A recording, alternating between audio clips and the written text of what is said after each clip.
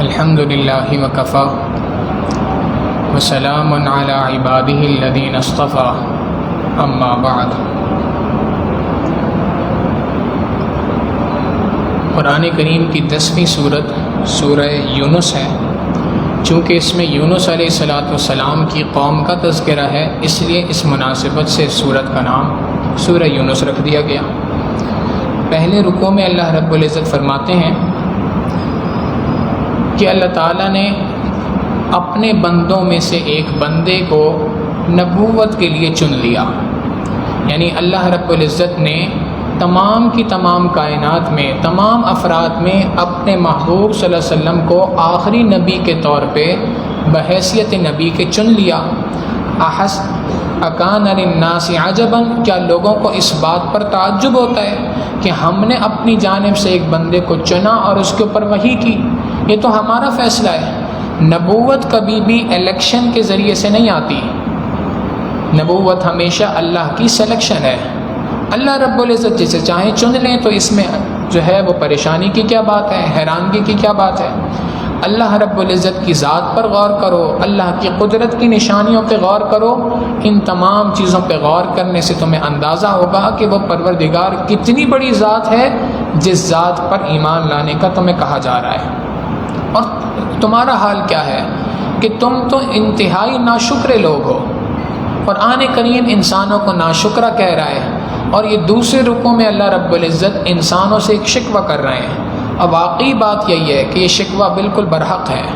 اللہ رب العزت فرماتے ہیں کہ جب انسان کو کسی قسم کی کوئی تکلیف آتی ہے، کوئی پریشانی پہنچتی ہے، دعانا لجنبہ او قاعدا او قائما، لیٹے بیٹھے، پہلو کے بل، کروٹ کے بل، ہر وقت پہ ہمیں یاد کرتا ہے۔ فلما کشفنا عنہ ضرہ مر کأن لم یدعنا الی ضر مسا، جب وہ تکلیف ہم اس سے دور کر دیتے ہیں، ہم اپنی رحمت فرما کر اس انسان کو، اس تکلیف کو اس انسان سے الگ کر دیتے ہیں، تو وہ ایسا ہو جاتا ہے جیسے اس کو کبھی کوئی تکلیف ہوئی نہیں، ایسا ہو جاتا ہے جیسے اس نے کبھی اپنے پروردگار کو کبھی پکارا ہی نہ تھا۔ اللہ رب العزت کو بھول جاتا ہے، غم کے اندر اللہ کو پکار رہا ہوتا ہے، خوشیوں کے اندر اپنے پروردگار کو بھول جاتا ہے۔ نبی علیہ السلام نے کو یہ بات بھی ارشاد فرمائی کہ چونکہ کفار یہ کہا کرتے تھے کہ ائت بقرآن غیر ھذا او بدل، کوئی دوسرا قرآن لے آؤ جس کے اندر ہمارے معبودوں کی برائی موجود نہ ہو، کوئی دوسری صورتیں اترواؤ، کوئی دوسری چیز لے کے آؤ، یا قرآن کریم کو کسی دوسرے قرآن سے بدل دو۔ اللہ رب العزت نے جواب دیا کہ اے میرے محبوب صلی اللہ علیہ وسلم، آپ فرما دیجئے کہ جو مجھ پہ وحی کی جاتی ہے میں تو اسی کو بیان کرتا ہوں، یہ میرے اختیار میں نہیں کہ میں وحی کو اپنی مرضی سے بدل سکوں۔ رکوع نمبر 3 میں بالخصوص اللہ رب العزت نے عرب لوگوں کی ایک خاص واقعے کا ذکر کیا کہ عربوں کا یہ دستور تھا، یہ عادت تھی کہ یہ لوگ کشتیوں کے اندر سفر کیا کرتے تھے، بحری جہازوں کے اندر سفر کیا کرتے تھے۔ جب یہ سفر کرتے تھے اور سفر کے درمیان سمندر کے اندر ہوتے تھے اور چاروں طرف سے بڑی بڑی لہریں آ رہی ہوتی تھیں، اور ایسا لگ رہا ہوتا تھا کہ اب یہ بندہ ڈوب گیا، اب یہ کشتی الٹ جائے گی، تو اس وقت پر مخلصین لہ الدین، خالص اللہ کا اعتقاد کرتے ہوئے، خالص اللہ کو رب العزت کو پکارتے تھے، اور اس وقت یہ بات کہتے تھے لئن انجینا من ہذہ لنکونن من الشاکرین، اے اللہ اگر اس کشتی کو، اس طوفان سے آپ نے بچا لیا، اگر آپ نے ہم پر رحمت فرما دی اور ہمیں یہاں سے نجات عطا فرما دی، تو ہم آپ پر ایمان لے آئیں گے۔ فلما انجاہم اذا ہم یبغون فی الارض بغیر الحق، جب ہم ان کو نجات عطا کر کے خشکی پر لے آتے ہیں، اب دوبارہ سے پرانی سرکشی کے اوپر آ جاتے ہیں، پرانی انہی باتوں کو دہرانا شروع کر دیتے ہیں۔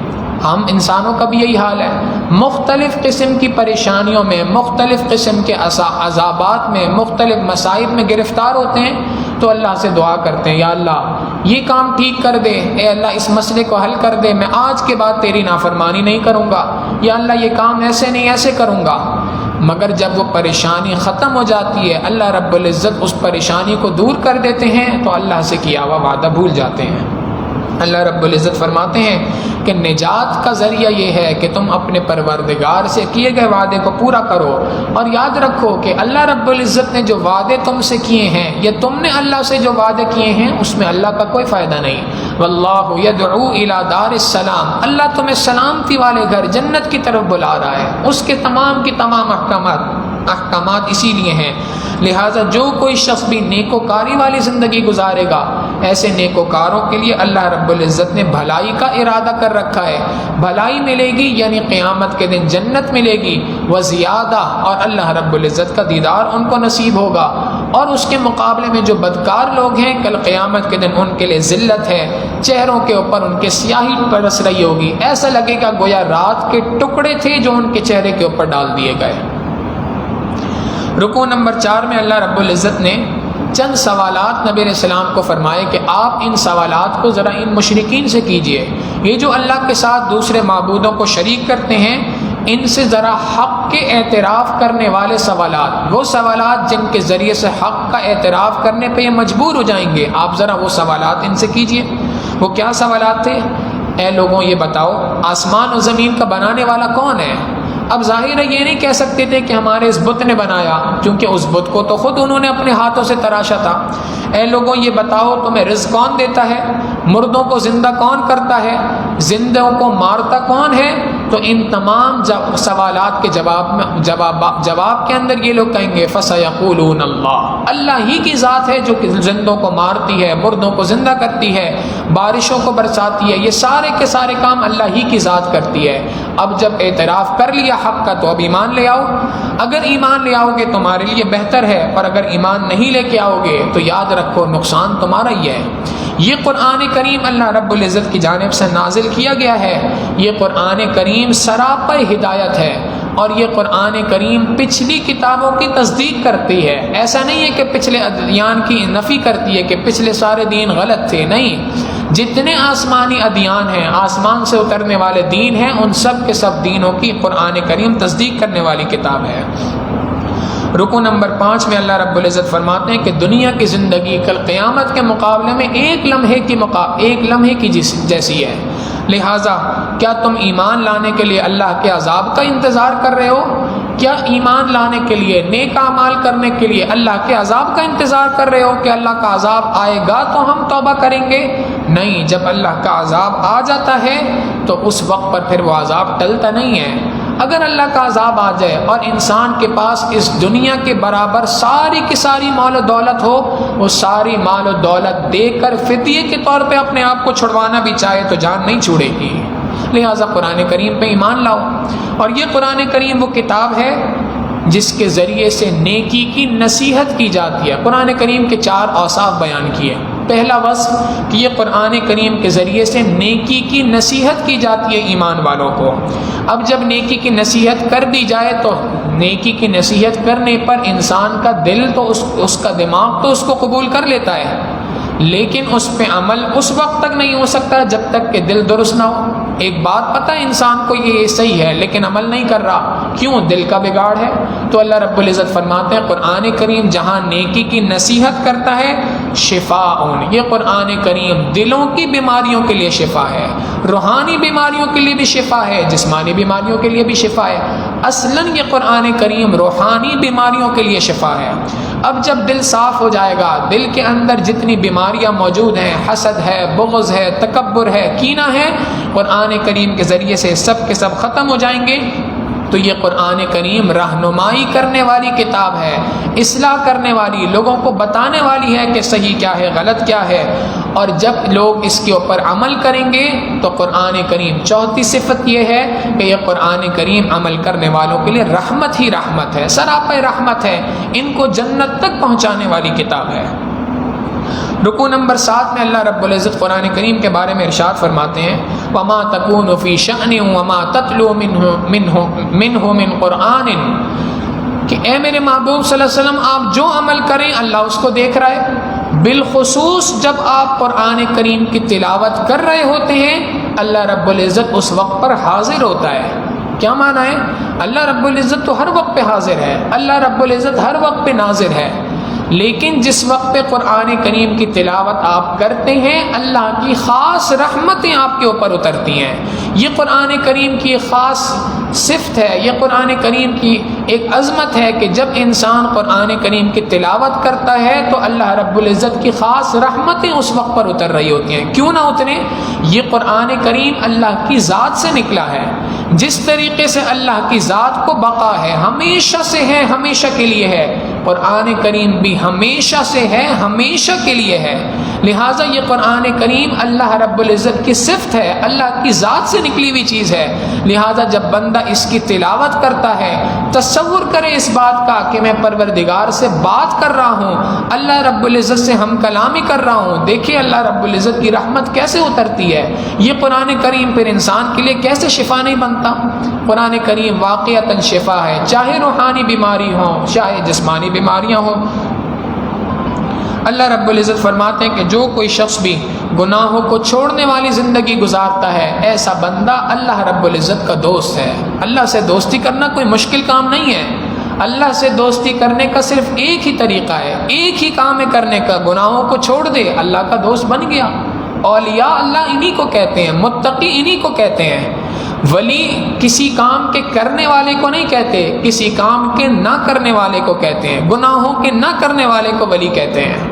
لہٰذا اللہ کا ولی بننا، اللہ کا دوست بننا، یہ سب سے آسان ترین کام ہے۔ فقط اتنا سا مطالبہ ہے، گناہوں کو چھوڑ دے، گناہوں کو چھوڑے اور اللہ کی جانب بڑھے انسان، اللہ رب العزت دوستی کا ہاتھ اس کی طرف بڑھاتے ہیں۔ رکوع نمبر 8 اور 9 میں اللہ رب العزت نے پچھلے انبیاء کے قصے بیان کیے کہ نوح علیہ السلام کی قوم تھی، نوح علیہ السلام نے ان کو سمجھایا، نہ مانا تو اللہ رب العزت کی جانب سے ان کے اوپر عذاب آیا پانی کا، اور اللہ تعالیٰ نے پوری کی پوری قوم کو طوفان کے اندر، پانی کے اندر غرق کر دیا۔ موسیٰ علیہ السلام کا قصہ بیان کیا کہ فرعون کے دربار میں گئے، جادوگروں سے مقابلہ ہوا، اللہ رب العزت نے فتح عطا فرما دی، اور اس فتح کے بعد بھی فرعون نہ مانا اور موسیٰ علیہ السلام کو قتل کرنے کے درپے ہو گیا، ان کے پیچھے بھاگا تو اللہ رب العزت نے موسیٰ علیہ السلام کی قوم کو دریا پار کرا دیا، فرعون کو اسی دریا کے اندر غرق کر دیا۔ جس وقت پہ فرعون کو غرق کیا تھا اس وقت پہ فرعون نے اللہ رب العزت پہ ایمان لانے کا دعویٰ کیا۔ جب موت نظر آ گئی، موت کا فرشتہ نظر آ گیا تو کہنے لگا لا الہ الا الذی آمنت بہ بنو اسرائیل وانا من المسلمین، میں ایمان لاتا ہوں اس پروردگار پہ جس پہ بنی اسرائیل ایمان لے کے آئی۔ آمنت برب موسیٰ و ہارون، موسیٰ علیہ السلام، ہارون علیہ السلام کے رب پہ ایمان لاتا ہوں۔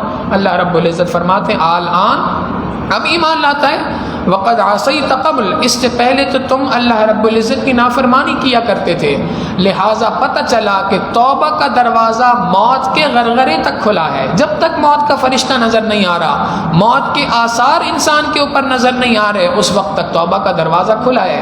ہر بندے سے اللہ کا مطالبہ ہے، میرے بندوں توبہ کرو، اللہ رب العزت کی طرف رجوع کرو، صبح توبہ کرو، شام توبہ کرو، بار بار اللہ کے دربار میں توبہ کرو، اس لیے کہ نہیں معلوم کہ موت کا کیا وقت مقرر ہے۔ جب موت تمہارے اوپر مقرر ہو گئی اس کے بعد تمہاری توبہ قبول نہیں کی جائے گی، موت سے پہلے پہلے توبہ ہے۔ امام غزالی رحمۃ اللہ علیہ فرمایا کرتے تھے، اے دوست، قبرستان ان نوجوانوں سے بھرے پڑے ہیں جنہوں نے کل توبہ کرنی تھی، جنہوں نے یہ نیت کر رکھی تھی کہ ہم کل توبہ کر لیں گے، پرسوں توبہ کر لیں گے، یہ کام کر لیں پھر توبہ کر لیں گے، قبرستان ایسے نوجوانوں سے بھرے پڑے ہیں۔ لہٰذا کس بندے کو کتنی مہلت ملنی ہے کسی کو نہیں معلوم۔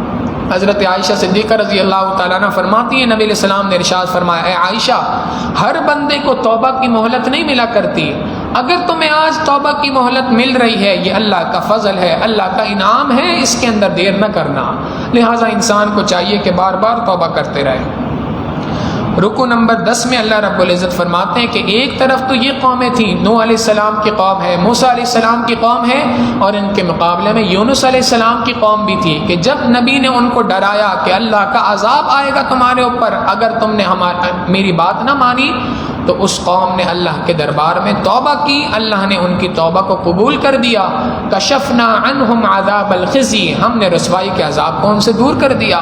لہٰذا اے میرے محبوب صلی اللہ علیہ وسلم کی امت، تمہارے لیے بھی یہی بات ہے کہ تم اللہ سے رجوع کرو، توبہ کرو اس سے پہلے کہ اللہ کا عذاب تمہارے اوپر آ جائے۔ یہ ساری کی ساری بات نبی علیہ السلام کے ذریعے سے امت کو پہنچائی، اور آخری رکوع میں، رکوع نمبر 11 میں اللہ رب العزت فرماتے ہیں کہ اے میرے محبوب صلی اللہ علیہ وسلم، اگر یہ آپ کی بات اب بھی نہیں مانتے حق کو واضح کرنے کے بعد بھی، تو آپ اعلان کر دیں کہ میں تمہارے معبودوں کی عبادت نہیں کر سکتا، میں تو اسی وحی کی پیروی کروں گا جو میرے اوپر آتی ہے۔ لہٰذا جب آپ اس وحی کی پیروی کریں گے اور یہ آپ کے مخالف ہوں گے تو آپ کو تکلیفیں پہنچائیں گے، ان تکلیفوں پہ آپ صبر کیجئے اور اللہ رب العزت کے حکم کا انتظار کیجئے، اللہ رب العزت کا حکم آپ کے لیے آئے گا۔ سورہ ہود کے اندر اللہ رب العزت نے پہلے رکوع میں یہ بات واضح کر دی کہ قرآن کریم واضح کھلم کھلا احکامات کے ساتھ آنے والی کتاب ہے، اور اس کے اندر واضح کھلم کھلا یہ حکم لکھا ہے کہ اللہ کے سوا کسی کی عبادت نہیں کرنی، اسی کی جانب رجوع کرو، اسی سے توبہ کرو۔ اور یاد رکھو کہ دنیا کے اندر جو تمہاری ضروریات ہے رزق سے متعلق، اگر تم اللہ کے دربار میں توبہ کرو گے، اللہ سے رجوع کرو گے، تو یاد رکھو زمین کے اوپر جو کوئی چوپائے ہے، جو کوئی 2 ٹانگوں والا، 4 ٹانگوں والا، اڑنے والا، چلنے والا، پھرنے والا، دوڑنے والا، جو کوئی چرند پرند انسان جو کوئی ہے، ان سب کے سب کا رزق کا ذمہ اللہ رب العزت نے اپنے اوپر لے لیا ہے۔ اللہ کے ذمہ سب کو رزق پہنچانا، رزق کی پریشانی نہ اختیار کرنا، اللہ سے دوستی کر لینا، اللہ سے صلح کرنا، پھر اسباب اختیار کرو، دیکھو اللہ کیسی برکتیں عطا فرماتے ہیں۔ رکوع نمبر 2 میں اللہ تعالیٰ انسان کی ناشکری کا شکوہ پھر فرماتے ہیں کہ اچھے حالات میں اتراتا ہے اور تکلیف کے حالات میں مایوس ہو جاتا ہے، حالانکہ اللہ کی رحمت سے مایوس تو کافر ہی ہوا کرتے ہیں۔ مومن کا حال یہ ہے کہ اللہ کا دوست ہوتا ہے، وہ ہر حال میں اللہ سے راضی ہوتا ہے، نہ ہجر اچھا ہے نہ وصال اچھا ہے، یار جس حال میں رکھے وہ حال اچھا ہے۔ جو اللہ سے دوستی کر لیتا ہے اس کو اللہ رب العزت جس حال میں رکھے ہو اس حال کے اندر اللہ سے راضی ہوتا ہے۔ رکوع نمبر 3 اور 4 میں اللہ تعالیٰ نے نوح علیہ السلام کا وہی قصہ تفصیل کے ساتھ دوبارہ ذکر کیا۔ رکوع نمبر 5 میں قوم عاد کا تذکرہ کیا کہ اللہ رب العزت نے ان کو خوب طاقت عطا کی تھی، اتنی طاقت تھی کہ اپنے ہاتھ سے پہاڑوں کو کھود کے اس کے اندر گھر بنا لیا کرتے تھے۔ آج تو انسان بڑی بڑی ہیوی مشینری کے ذریعے سے پہاڑوں کو کھود کے گھر بنانے کی کوشش کرے تو بھی اس کے اندر مشکلات کا سامنا ہے، یہ اپنے ہاتھ سے پہاڑوں کو تراش کے اس کے اندر گھر بنا دیا کرتے تھے، اتنی طاقتور قوم تھی۔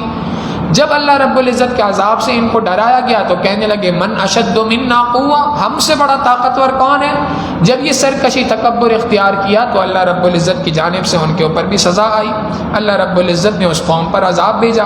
پھر رکوع نمبر 6 میں قوم صالح کا ذکر کیا، ان کی قوم کا، کہ اللہ نے ان کے اوپر آزمائش کے طور پہ ایک اونٹنی عطا کی، انہوں نے اللہ کی اس نشانی کو جھٹلایا اور اس کو قتل کر دیا، اللہ رب العزت کی جانب سے ان کے اوپر بھی عذاب آیا۔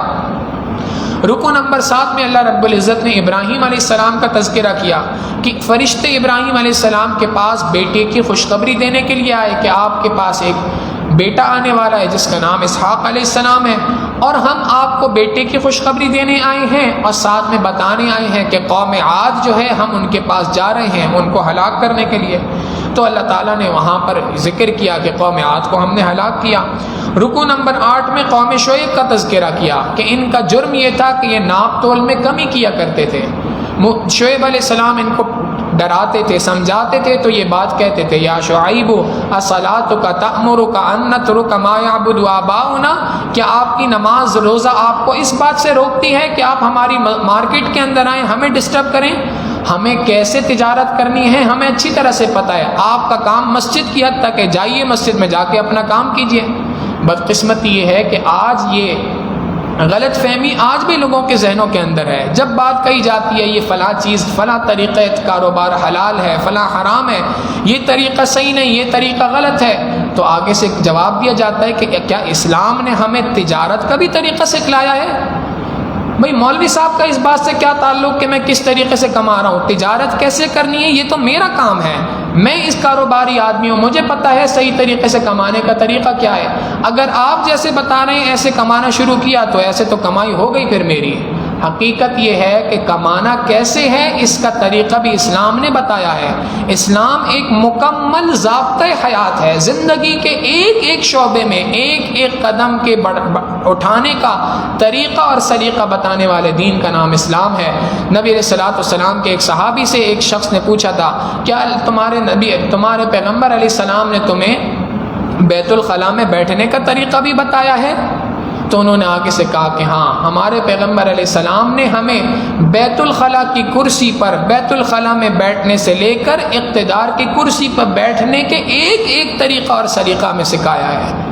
یہ دین اسلام ہے، مکمل ضابطۂ حیات ہے۔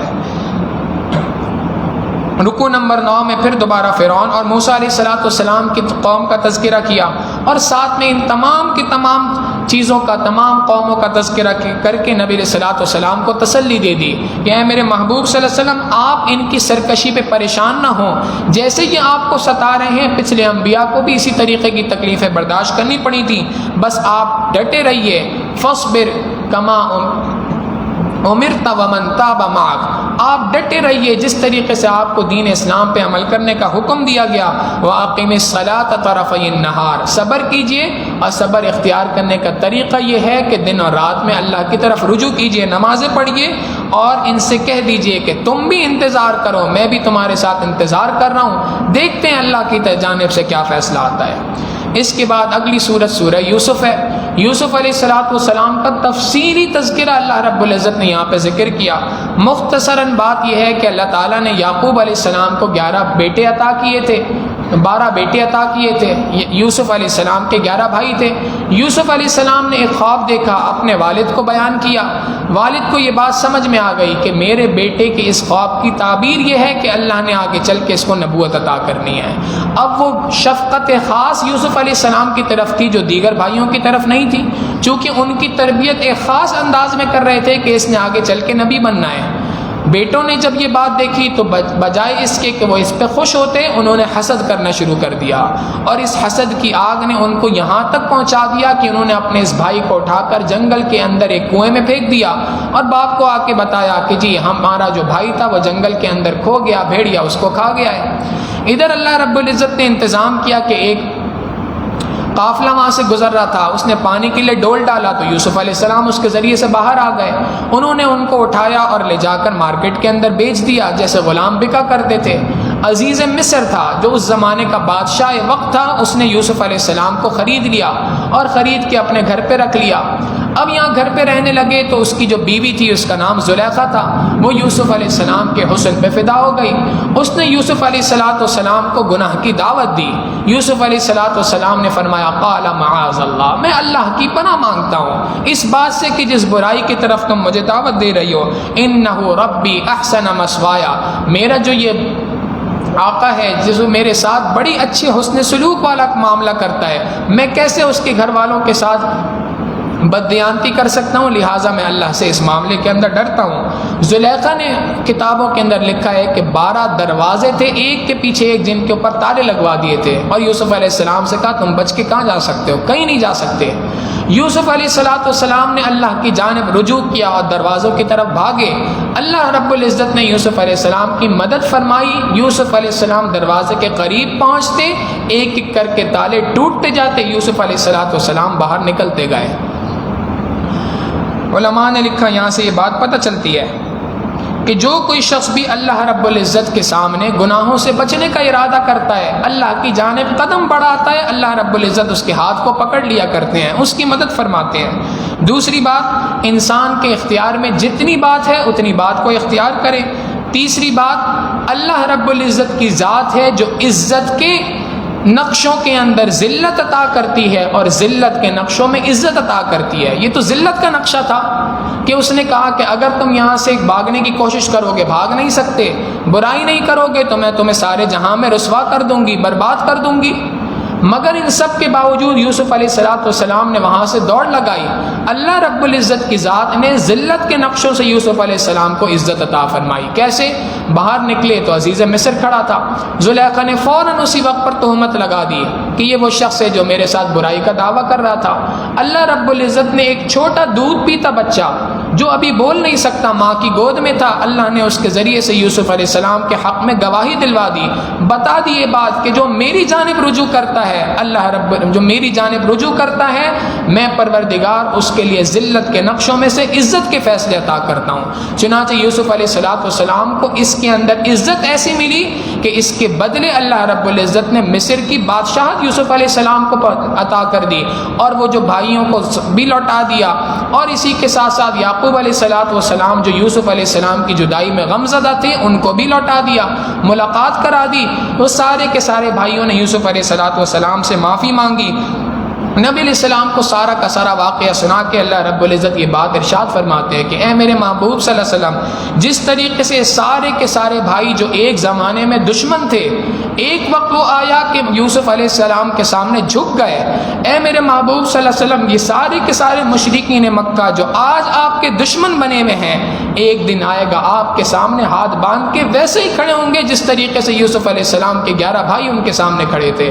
لہٰذا آپ ان تمام باتوں کی پرواہ نہ کیجیے اور ان کے مقابلے میں اللہ سے رجوع کیجیے، اللہ کے دربار میں مانگتے رہیے، اللہ رب العزت آپ کو یقیناً فتح عطا فرمائے گا، اس لیے کہ اللہ کی مدد ہمیشہ سے ایمان والوں کے ساتھ ہے۔ آخری واقعہ یوسف علیہ السلام کے واقعے سے متعلق ذکر کر کے بات کو مکمل کروں گا۔ علماء نے کتابوں کے اندر لکھا کہ یوسف علیہ السلام جب عزیز مصر تھے، مصر کے بادشاہ تھے، اس وقت پہ ایک بچے کو ان کے سامنے لایا گیا کہ جی قحط کا زمانہ ہے، حکومت وقت جو ہے وہ غلہ دے رہی ہے پر ہیڈ کے حساب سے، جتنے افراد گھر کے اس کے اعتبار سے غلہ دیا جا رہا ہے، 10 بندے ہیں تو 10 بوری، 5 بندے ہیں تو 5 بوری۔ انہوں نے بچے کو پیش کیا کہ جی ہم نے اس کو اب اس کے گھر کے افراد کے اعتبار سے غلہ دیا، اس نے انکار کر دیا، جی مجھے تو اور چاہیے۔ ہم نے ترس کھا لیا کہ چلو بچہ ہے، ہم نے ڈبل دے دیا، کہنے لگا جی اور چاہیے۔ ہم نے اس کو کہا کہ جی اس سے زیادہ نہیں مل سکتا، اس نے کہا کہ نہیں، تم مجھے اپنے بادشاہ سے ملواؤ، میں اس سے ملنا چاہتا ہوں، اگر وہ مجھ سے ملاقات کرے گا تو مجھے خوب دے گا۔ یوسف علیہ السلام نے کہا بھائی میں تمہیں کیوں دوں گا اتنا؟ وہ کہنے لگا جی بات دراصل یہ ہے کہ آپ نے مجھے پہچانا نہیں، اگر آپ مجھے پہچان لیں تو آپ مجھے اتنا دیں گے کہ آپ اس کی کوئی انتہا نہیں ہے۔ یوسف علیہ السلام نے کہا بھائی تم کون ہو؟ کہنے لگا جناب میں وہ چھوٹا بچہ ہوں جس نے دودھ پیتے وقت پر آپ کی پاک دامنی کی گواہی دی تھی۔ یوسف علیہ السلام نے کہا اچھا تم ہو؟ یوسف علیہ السلام نے خزانے کے منہ کھول دیے، لوگوں کو کہا کہ لے جاؤ اس کو، جتنی بوریاں یہ کہے وہ ساری کی ساری بوریاں اونٹ کے اوپر لاد کر اس کے گھر پہ پہنچاؤ، ساری بوریاں اتار کے گھر پہ رکھو، اونٹ بھی ان کے حوالے کر دو۔ اللہ رب العزت نے یوسف علیہ السلام کی طرف وہی نازل فرمائی کہ آپ اتنے مہربان کیوں ہو گئے؟ یوسف علیہ السلام نے کہا اے اللہ، اس بندے نے اس بچے نے میری پاک دامنی کی گواہی دی تھی تو میرا جی چاہا کہ میں اس کے لیے اپنے خزانوں کے منہ کھول دوں۔ اللہ رب العزت نے ارشاد فرمایا اے میرے پیارے یوسف علیہ السلام، جس بچے نے آپ کی پاک دامنی کی گواہی دی آپ نے اس کے لیے اپنے خزانوں کے منہ کھول دیے، اس بات پہ گواہ رہنا میں پروردگار اس بات کا اعلان کرتا ہوں، جو میرا بندہ میری وحدانیت کی گواہی دے گا کل قیامت کے دن میں بھی اس کو راضی کر کے چھوڑوں گا۔ اللہ رب العزت نے ہمیں جو ایمان کی یہ نعمت عطا فرمائی ہے بہت بڑی نعمت ہے، ہمیں چاہیے کہ ہم اپنی اس ایمان کی نعمت پہ اللہ رب العزت سے شکر ادا کریں۔ یا اللہ آپ نے ہمیں یہ بہت بڑی نعمت عطا کی ہے، ہم اس قابل نہ تھے، ہم نے اس کے لیے کوئی محنت نہیں کی، آپ نے ہمیں ماں کی گود سے یہ نعمت عطا فرمائی ہے۔ اے اللہ بس اتنی درخواست کرتے ہیں، اے اللہ قیامت تک ہمارے اس ایمان کی موت تک ہمارے اس ایمان کی حفاظت فرمانا اور ایمان کی سلامتی کے ساتھ ہمیں اس دنیا سے رخصت فرمانا۔ وآخر دعوانا ان الحمد للہ رب العالمین۔ سبحان ربی العلی الوہاب، اللہم صلی علی سیدنا محمد وعلی آل سیدنا محمد وبارک وسلم۔ ربنا ظلمنا انفسنا وان لم تغفر لنا وترحمنا لنكونن من الخاسرین۔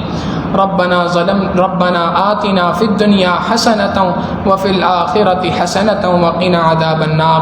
وصلی اللہ تعالی علی حبیبہ سیدنا محمد وآلہ واصحابہ اجمعین۔ برحمتک یا ارحم الراحمین۔